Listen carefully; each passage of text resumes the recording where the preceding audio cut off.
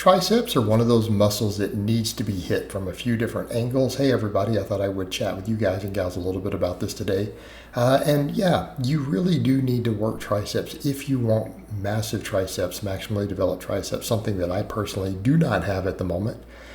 In spite of the fact that in the past you guys have seen me do a closed grip bench press with 365. So, just pointing that out. Kind of goes to show you, though, that pressing alone may not be enough for big triceps.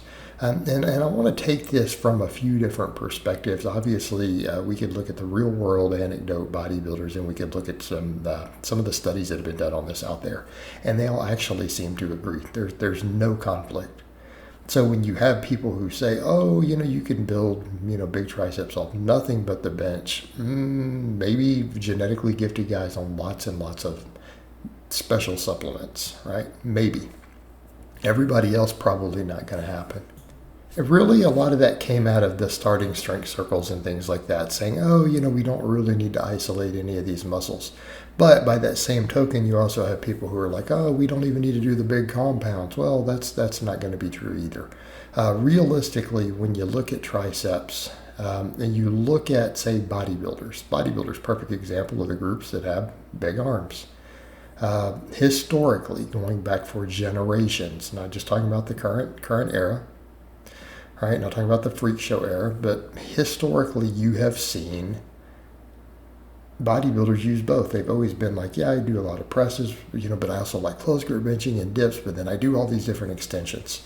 You will very rarely, very, very rarely see any serious bodybuilder with big triceps who does less than 2 types of presses a week and less than 2 types of extensions a week. And I'm going to go out on a limb and say that's on the lower end of the scale. So when I say who do less than that, we do mean that most do more. Most do more.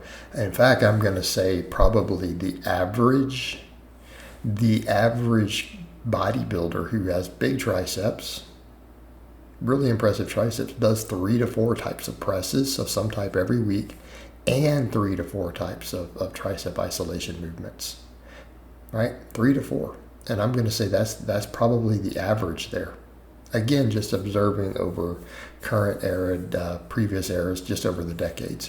So from that anecdote, it kind of, you look at that and go, well, okay, that does seem to be working for them.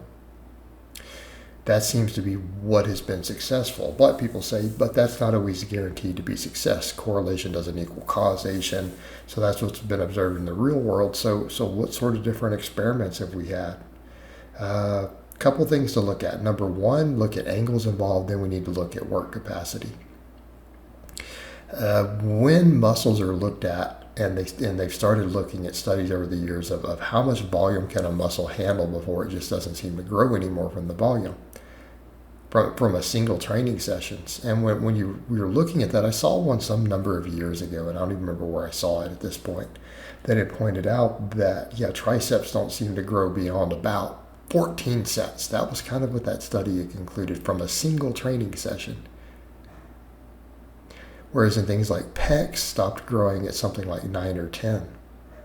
In drug-free lifters, of course. That's kind of what they observed. They observed in that one study. Okay?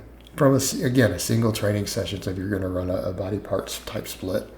All right, well, that's kind of interesting because that tells us that triceps have a higher work capacity than, say, pecs do. Again, most of your other pressing muscles, right? That appears to be the case. Louis Simmons always noted that also, by the way. Again, kind of the grandfather of modern powerlifting, right? He noted that same thing. That the work capacity of triceps was just simply higher than pecs and delts, and particularly over pecs. And so he always had his lifters do lots and lots and lots of volume on tricep extensions, band press downs. He was really big on having them to just do huge amounts of band press downs and stuff, which really did carry over a lot to the shirted benching, right, that they did at a Westside because it wasn't an equipped gym. But again, they broke a lot of world records. A lot of world records in the squat and the bench press. But he had them do that for that reason. He noted that same thing. He's like, you really don't see tricep tears either from benching. You only see pec tears. And again, we know tearing is largely overuse is one of the biggest factors. People forget that. It is an overuse issue. So they just seem to handle more. They be able to recover more. They're less injury prone in those situations. So you have data like that, but then we have studies that look at muscle growth, and here's kind of what we find. Presses in general tend to work the lateral and medial head of the tricep, right? That's the ones near the elbows. Extensions are a little better for the long head, the bigger head up near the armpit, right? Triceps, you got those 3 heads, right? Right? You have 2 that insert wider at the elbows and 1 that inserts only kind of at one point up at the top, up near the armpit, but that one is actually the biggest one. Well, and that makes sense because what's the primary function of the lateral and medial head? Well, it's to extend the elbow. Whereas in the long head does help extend the elbow, but it also helps with that extension of the shoulder. And a lot of tricep extensions work that more. So what we've seen in the lab, again, and I've mentioned this many times, we've seen studies that show that the bench press when compared to, say, a regular skull crusher, right, so laying tricep extension, barbell bench press grew the lateral head more than an extension. The extension grew the long head more. Now, did both grow both heads? So people will say things like, well, that head's not going to go. Well, no, it's worked.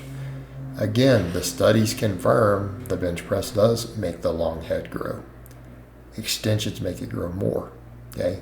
So the interesting thing is that when they found is, of course, that when you did both, the entire tricep grew more. Well, that makes sense. When you have a muscle with 3 heads and you know at least one of the heads is biased from one type of exercise and one of the other heads is biased from another, to the point where they grow more measurably in studies, wouldn't you expect that outcome? But it's one thing to say, well, yeah, it's common sense, we should expect that. But at least in one study, they took the time to study it and say, yeah, well, I mean, we know that'll probably happen, but let's just go ahead and do a group that does that too, so that we have data on it. Lo and behold, the whole tricep grew more.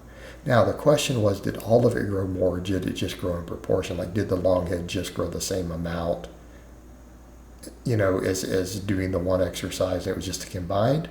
No, all the heads grew a tiny amount more. It wasn't massive. It wasn't a big difference, but it was just enough to measure. So what does this tell us? Both the real world and multiple scientific studies show that triceps will benefit from doing both presses and extensions, and triceps probably have a higher work capacity than chest, so it makes sense to do extra extensions on top of all your chest pressing.